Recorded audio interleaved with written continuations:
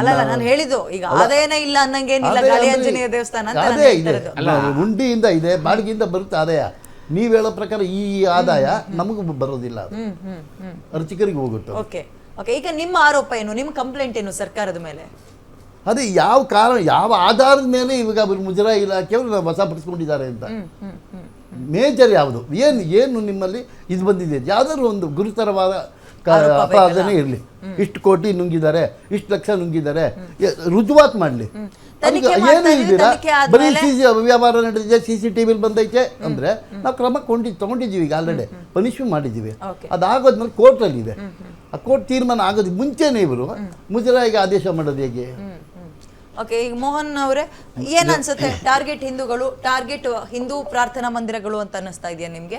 ಖಂಡಿತವಾಗಿ ಮೇಡಮ್, ಇದರಲ್ಲಿ ಈಗ ಒಂದು ಕಾನೂನಿನ ಸ್ಪಷ್ಟ ಉಲ್ಲಂಘನೆ ಆಗಿದೆ. ಈಗಾಗಲೇ ಅವರು CCTV ಫುಟೇಜ್ ಮೇಲೆ ಈ ರೀತಿ ದೇವಸ್ಥಾನಕ್ಕೆ ವಿದೌಟ್ ನೋಟಿಸು ಅಲ್ಲಿ ಅಡ್ಮಿನಿಸ್ಟ್ರೇಟರ್ ನೇಮಕ ಮಾಡ್ತಾರೆ, ಅಲ್ಲಿ ಕಾಣಿಕೆ ಹುಂಡಿಯನ್ನು ಸೀಸ್ ಮಾಡ್ತಾರೆ. ಈಗ CCTV ಫುಟೇಜ್ ಕೊಟ್ಟಿದ್ದು ಯಾರು? ನಾವು ಟ್ರಸ್ಟ್ ಅವರೇ, ನಾವೇ ಅದನ್ನ ಇದು ಮಾಡಿದ್ದು. ಯಾರು ಮೂರನೇ ವ್ಯಕ್ತಿ ಬಂದು ನಮ್ಮ ಇದಾಗಿ ಮಾಡಿಲ್ಲ, ಅದು ನಾವೇ ಅದನ್ನ ಪರಿಶೀಲನೆ ಮಾಡಿ CCTV ಪರಿಶೀಲನೆ ಮಾಡಿ ನಾವು ಕ್ರಮ ತಗೊಂಡಿರೋದು. ಯಾರೋ ಮೂರನೇ ವ್ಯಕ್ತಿ ಕಂಪ್ಲೇಂಟ್ ಕೊಟ್ಟು ನಾವು ಕ್ರಮ ತಗೊಂಡಿಲ್ಲ. ಅದನ್ನ ಅದು ನಡೆದು ಆಗಲೇ 1.5 ವರ್ಷ ಆಯ್ತಾ ಬಂತು. ಅದನ್ನ ಇವಾಗ ಆ ರೀಸನ್ ಇಟ್ಕೊಂಡು ಅವ್ರು ಇವಾಗ ಅದು ಭ್ರಷ್ಟಾಚಾರ ಅನ್ನೋದು ತಪ್ಪು. ಓಕೆ ಓಕೆ ಮೇಡಮ್, ಇದರಲ್ಲಿ ಒಂದೇನು ಸ್ಪಷ್ಟವಾಗಿ ಗಮನಕ್ಕೆ ಬರುತ್ತೆ. ಈಗ ಒಂದು ದೇವಸ್ಥಾನದ ಈಗ ಇವ್ರು ಹೇಳುವ ಪ್ರಕಾರ 1.5 ಕೋಟಿ ವಾರ್ಷಿಕ ಆದಾಯ ಇದೆ ಅಂತ ಹೇಳಿದರೆ ಸರ್ಕಾರಕ್ಕೆ ಅದೊಂದು ATM ಆಗಿದೆ.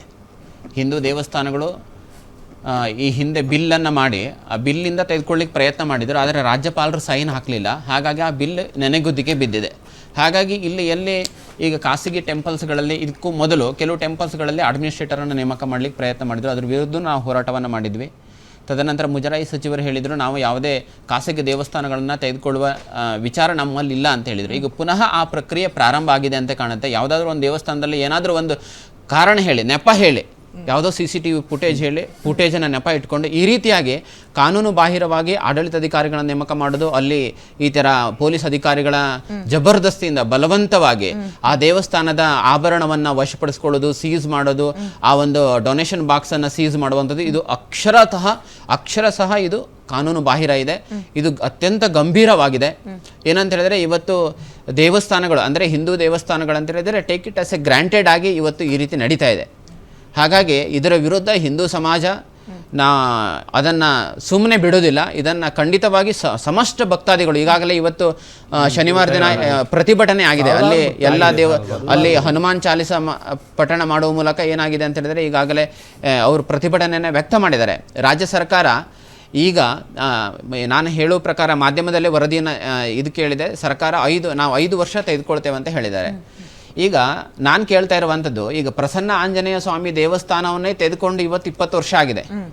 ಇವತ್ತು ಆ ದೇವಸ್ಥಾನ ನ್ಯಾಯಾಲಯ ಇವರು ಪರವಾಗಿ ನಿರ್ಣಯ ಕೊಟ್ಟರೆ ಇವತ್ತು ಇಲಾಖೆ ಕೊಡ್ತಾ ಇಲ್ಲ. ಕೇವಲ ಒಂದೇ ರೀಸನ್, ಆ ದೇವಸ್ಥಾನದಿಂದ ಆದಾಯ ಬರ್ತಾ ಇದೆ ಹೇಳುವ ಒಂದೇ ಒಂದು ಕಾರಣಕ್ಕಾಗಿ.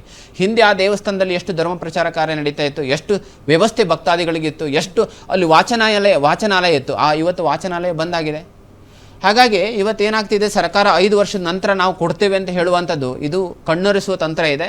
ಇದನ್ನು ಸರ್ಕಾರ ಅದನ್ನು ಈ ಥರ ಇನ್ಕಮ್ ಇರುವ ದೇವಸ್ಥಾನಗಳನ್ನು ಟಾರ್ಗೆಟ್ ಮಾಡಿ ಅದನ್ನು ತೆಗೆದುಕೊಂಡು ಆ ಹಣವನ್ನು ಸರ್ಕಾರ ಪಡೆದುಕೊಳ್ಳುವಂಥ ವ್ಯವಸ್ಥಿತ ಷಡ್ಯಂತ್ರ ಇದೆ. ಇದು ಅಕ್ಷರಶಃ ಕಾನೂನು ಬಾಹಿರ ಇದೆ. ನಾವು ಇದನ್ನು ತೀವ್ರವಾಗಿ ಖಂಡನೆಯನ್ನು ಮಾಡ್ತೇವೆ.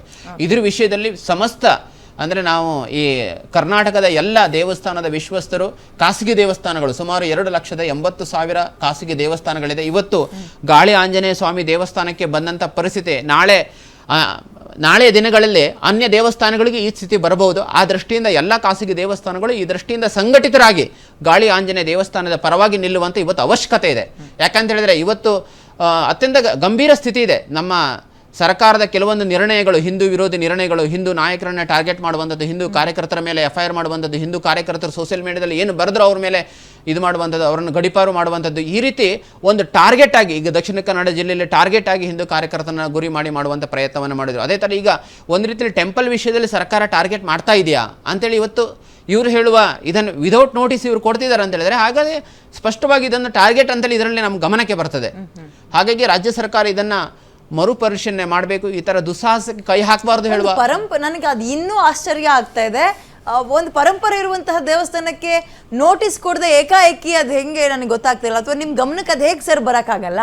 ಒಂದು ಸರ್ಕಾರದ ನಿರ್ಧಾರ, ನಾನು ಹೇಳಿದ್ನಲ್ಲ, ಚಿಕ್ಕ ಪುಟ್ಟ ಮನೆ ಸೀಸ್ ಮಾಡ್ಬೇಕಾದ್ರೆ ನೋಟಿಸ್ ಕೊಟ್ಟು ಹೋಗ್ತಾರೆ. ದೇವಸ್ಥಾನವನ್ನ ಮುಜರಾಯಿ ಇಲಾಖೆ ತನ್ನ ತೆಕ್ಕೆಗೆ ತಗೊಳುತ್ತೆ ಅಂದ್ರೆ ನೋಟಿಸ್ ಹೆಂಗ್ ಕೊಡಲ್ಲ? ಇಲ್ಲ, ನಾವು ಪ್ರಶ್ನೆ ಮಾಡಿದ್ರಿ ನೀವು ಏಕಾಏಕಿ ಹೆಂಗೆ ಬಂದ್ರಿ ಅಂತ. ಇಲ್ಲ, ಅವರು ಮೊಬೈಲಲ್ಲಿ ತೋರಿಸ್ತಿದ್ದಾರೆ ಏನಂತ, ಅದು ನೋಟಿಸ್ನ ನೋಡಿ ಬಂದಿದೆಯಲ್ಲ ನೋಟಿಸು, ಎಲ್ಲರಿಗೂ ಗೊತ್ತಿದೆಯಲ್ಲ, ಮಾಧ್ಯಮದಲ್ಲಿ ಬಂದಿದೆ, ನ್ಯೂಸ್ ಪೇಪರಲ್ಲಿ ಬಂದಿದೆ. ದೇವಸ್ಥಾನಕ್ಕೆ ನೋಟಿಸ್ ನಾವು ಬರ್ಬೋದು, ಯಾವಾಗ ಬೇಕಾದ್ರೂ ಬರ್ಬೋದು. ನಿಮ್ಮ ಇದು ನಡೆದಿದೆ, ಭ್ರಷ್ಟಾಚಾರ ನಡೆದಿದೆ, ಹಂಗಾಗಿ ನಾವು ತನಿಖೆ ಮಾಡ್ಕೊಂಡಿದ್ದೀವಿ, ನಾವು ಬಂದಿದ್ದೀವಿ ಅಂತ. ಓಕೆ, ಅವ್ರು ಯಾವುದೇ ಥರ ನಮಗೆ ತನಿಖೆ ಮಾಡಿಲ್ಲ, ಯಾವುದೇ ಥರ ಪ್ರಶ್ನೆ ಮಾಡಿಲ್ಲ.